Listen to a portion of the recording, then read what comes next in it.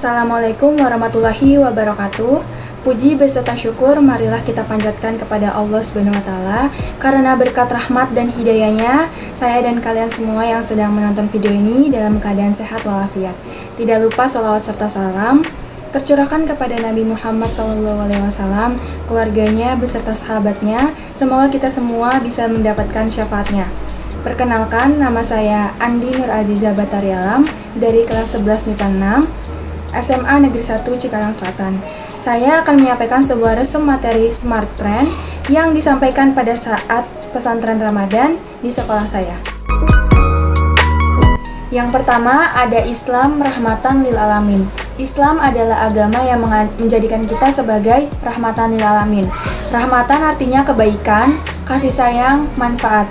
Makanya Nabi Muhammad SAW mengatakan manusia yang paling baik, yang paling banyak manfaatnya untuk orang lain, dan kebermanfaatan seorang muslim tidak hanya terbatas kepada sesama manusia saja, tetapi juga kepada alam, hewan, batu, tanah, air. Dan Nabi mengajarkan kita tentang bagaimana menjadi rahmah lil alamin, menjadi kebaikan bagi alam semesta. Nabi SAW bersabda, siapa yang menebang pohon bidara di tengah padang pasir, maka Allah Subhanahu wa taala akan menuangkan air panas ke kepalanya di antara air-air panas neraka. Hadis riwayat Abu Daud. Karena jika kita menebang pohon bidara di tengah padang pasir, itu adalah perbuatan yang sangat dilarang dalam Islam dan sangat merugikan bagi siapapun. Islam tidak memperkenankan kita untuk mencari keuntungan pribadi dengan merugikan sekitar dan mengambil hak orang lain, mengganggu kenyamanan orang lain, merusak alam sekitar. Maka dari itu, kita jadikan diri kita sebagai muslim di bulan Ramadan ini bukan hanya baik dalam ibadah mahdonya, bukan hanya baik dalam puasanya, baik dalam tarawihnya, tetapi juga harus baik terhadap alam semesta, rahmatan lil alamin. Itulah alasan kenapa Allah menciptakan kita, karena Allah menyuruh kalian untuk memakmurkan bumi tersebut. Berkasih sayanglah di bumi ini, maka engkau akan disayangi juga sama Yang Maha Kuasa. Yang kedua adalah akidah akhlak. Tauhid adalah pendidikan yang mengenalkan kita dengan Allah, sehingga merasakan kedekatan dengan Allah Subhanahu wa taala. Seakan-akan kita merasa setiap tindakan diawasi oleh Allah Subhanahu wa taala. Akidah artinya keimanan atau keyakinan. Jika akidah kita kuat, maka akhlak kita akan baik. Akidah, syariah, akhlak termasuk sebagai pondasi dalam Islam. Prinsip-prinsip akidah. Yang pertama, pengakuan dan keyakinan bahwa Allah Subhanahu wa taala itu esa, satu atau tunggal. Yang kedua, pengakuan bahwa para nabi telah diangkat oleh Allah Subhanahu wa taala dengan sebenarnya untuk menuntut umatnya.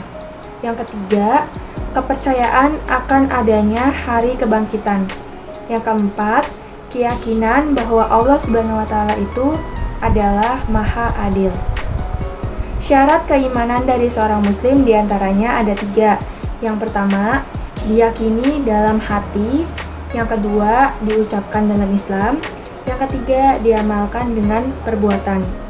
Tauhid ada 3 macam secara bahasa, yaitu yang pertama ada tauhid rububiyah, artinya mengesahkan Allah Subhanahu wa taala bahwa hanya Allah penguasa, pemilik alam semesta, seperti mencipta, memberi rezeki, menghidupkan dan mematikan, dan lain-lain yang merupakan perbuatan khusus Allah Subhanahu wa taala.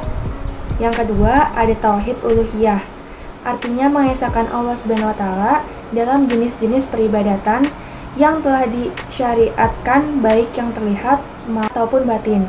Pengesahan bahwa hanya Allah Subhanahu wa taala zat yang kita ibadahi, sembah, taati, dan kita takuti secara mutlak.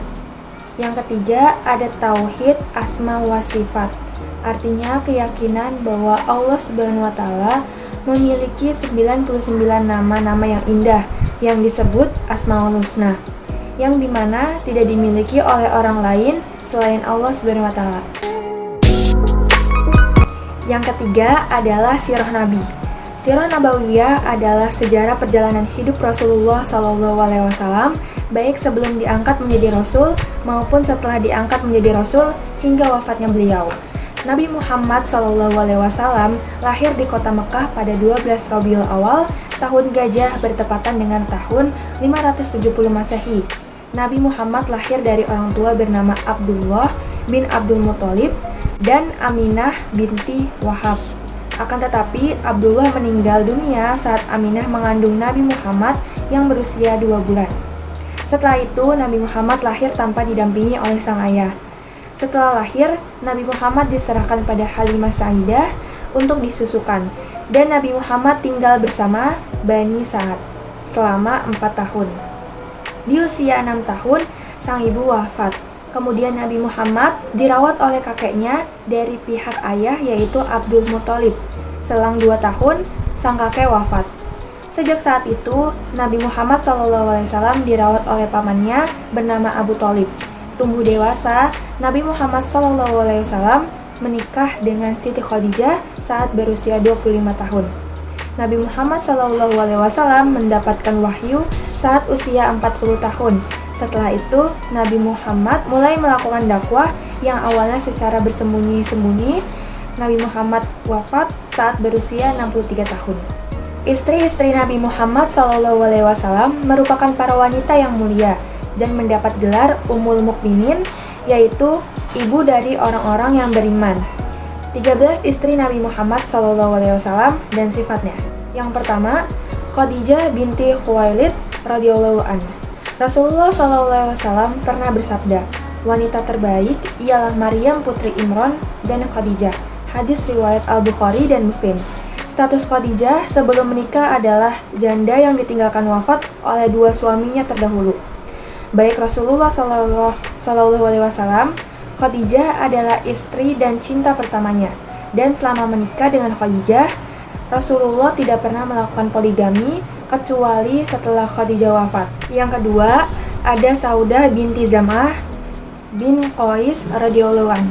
Saudah binti Zam'ah bin Qais radhiyallahu an merupakan janda dari seorang sahabat bernama Sakran bin Amr al-Amiri yang wafat di Habasyah.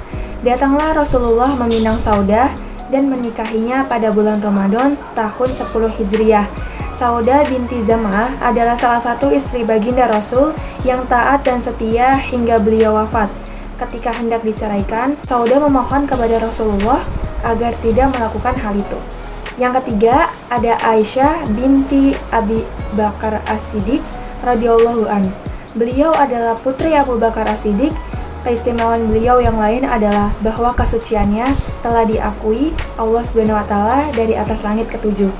Dan malaikat menampakkan Aisyah kepada baginda Rasul sebelum beliau menikahi Aisyah. Pernikahannya terjadi pada bulan Syawal tahun 11 setelah kenabian. Aisyah binti Abu Bakar As-Siddiq berumur 6 tahun saat menikahi Rasulullah. Satu-satunya wanita yang dinikahi Rasulullah dalam keadaan masih gadis atau perawan. Beliau juga yang paling paham tentang agama serta yang paling pandai di antara para wanita lainnya. Yang keempat, ada Hafsah binti Umar bin Khattab radhiyallahu anha. Adalah seorang janda yang dimana suaminya bernama Khunais telah meninggal. Hafsah menikah dengan Rasulullah ketika berusia 21 tahun. Hafsah menjalani kehidupan rumah tangga bersama Rasulullah selama 8 tahun, dan ketika usianya menginjak 29 tahun, Rasulullah SAW wafat. Kelima, ada Zainab binti Khuzaimah radhiyallahu anha. Terkenal dengan kedermawanan yang ia miliki, mendapat gelar Ummul Masakin atau ibunya orang-orang miskin. Beliau berasal dari bangsa Quraisy dan merupakan janda. Zainab binti Khuzaimah radhiyallahu anha dinikahi Rasulullah pada bulan Ramadan tahun 3 Hijriah. Ketika pernikahan belum mencapai 8 bulan, Zainab binti Khuzaimah radhiyallahu anha wafat di usia 30 tahun yang jenazahnya dimakamkan di Baqi'. Yang kelima, ada Ummu Salamah Hindun binti Abi Umayyah radhiyallahu anha. Sebelum menikah dengan Rasulullah SAW, Ummu Salamah merupakan istri dari seorang muhajirin yang pertama kali memeluk Islam bernama Abu Salamah, Abdullah. Akan tetapi, pada tahun 4 Hijriah, Abu Salamah meninggal dunia. Ummu Salamah dinikahi Rasulullah ketika dia berusia 28 tahun. Yang ke-10 ada Safiyah binti Huyai bin Akhtab. Pernah menikah dengan dua lelaki, ada Salam bin Mashkam ketika ia masuk Islam, dan ada Kinanah bin Abil Haqiq yang terbunuh ketika kaum muslimin menaklukkan Bani Nazir. Pernikahan Rasulullah SAW dengan Safiyah terjadi tahun 7 Hijriah setelah Bani Nazir ditaklukkan. Disebut oleh Rasulullah sebagai wanita shadiqah, yang artinya adalah wanita yang jujur imannya. Yang ke-11 ada Maimunah binti Al-Haris radhiyallahu anha, saudara dari ibu kandung Khalid bin Walid dan saudara seibu dari istri Rasulullah yang bernama Zainab binti Khuzaimah. Pernikahannya terjadi pada bulan Zulqa'dah tahun 7 Hijriah. Maimunah meninggal ketika sedang perjalanan pulang dari ibadah haji dan dimakamkan di Saraf. Selain ke-11 istrinya, Rasulullah memiliki 2 budak wanita, yaitu 1. Maria al-Qibtiyah. Rasulullah menerima hadiah dari Raja Muqawqis sebagai jawaban dari surat yang mengajaknya memeluk agama Islam. Rasulullah SAW mendapatkan seorang putra bernama Ibrahim yang meninggal ketika usianya belum genap 2 tahun. Yang kedua ada Raihanah binti Zaid al-Quraziyah. Dari seorang tawanan Bani Quraziyah, Rasulullah menjadikannya budak. Pendapat lain menyatakan bahwa telah membebaskan Raihanah binti Zaid al-Quraziyah lalu menjadikannya istri. Yang keempat adalah generasi muda kreatif. Perjalanan panjang dari kehidupan manusia terdapat dalam Al-Quran surah Al-Baqarah ayat 28. A'udzubillahi minasyaitonirrajim. Bismillahirrahmanirrahim. Kaifa takfuruna billahi wa kuntum amwatan fa ahyaakum summa yumitukum summa yuhyikum summa ilaihi turja'un. Artinya, bagaimana kamu ingkar kepada Allah padahal kamu tadinya mati, lalu Dia menghidupkan kamu, kemudian Dia mematikan kamu, lalu Dia menghidupkan kamu kembali, kemudian kepadanyalah kamu dikembalikan. Perjalanan hidup manusia, diantaranya yang pertama ada alam ruh. Ada perjanjian antara Allah dan manusia, di mana manusia mengakui dan bersaksi keesaan Allah adalah Tuhan yang patut disembah. Pada Quran Surat Al-A'raf ayat 172. Dan ingatlah ketika Tuhanmu mengeluarkan keturunan anak-anak Adam dari sulbi mereka atau tulang belakang, dan Allah mengambil kesaksian terhadap jiwa mereka, seraya berfirman, bukankah aku ini Tuhanmu? Mereka menjawab, betul, engkau Tuhan kami bersaksi. Kami lakukan yang demikian itu agar di hari kiamat kamu tidak mengatakan, sesungguhnya kami, Bani Adam, adalah orang-orang yang lengah terhadap ini, keesaan Tuhan. Yang kedua, ada rahim. Kehidupan di alam rahim ada 40 hari dalam bentuk nitfah, 40 hari berupa alaqah atau gumpalan darah, dan 40 hari berupa mudghah atau gumpalan daging. Lalu Allah memberikan ruh dan jadilah janin yang sempurna. Setelah kurang lebih 9 bulan, maka lahirlah manusia ke dunia.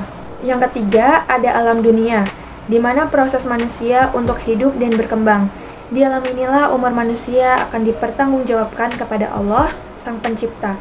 Tugas manusia adalah menjalankan seluruh perintah Allah dan menjauhi larangannya. Kematian tidak ada yang tahu. Kurang lebih manusia hidup sekitar 60 tahun. Yang keempat, ada alam barzakh, yang dikenal dengan alam kubur. Yang akan menemani adalah amal mereka sendiri dan masih dapat pertolongan melalui doa-doa kerabat yang masih hidup di dunia. Manusia tidak akan lebih dari 60 tahun berada di alam barzakh. Yang kelima, ada akhirat atau hari akhir. Diawali terjadinya kiamat, lalu dikumpulkan di padang mahsyar. Peristiwa berikutnya adalah hisab atau perhitungan amal, dan mizan atau timbangan amal bagi manusia. Kejadian selanjutnya, manusia harus melalui sirat, yaitu sebuah jembatan yang sangat tipis dan mengerikan karena di bawahnya neraka jahanam. Yang keenam, ada surga dan neraka, kehidupan selamanya. Surga tempat orang-orang bertakwa dan neraka adalah tempat orang-orang kafir.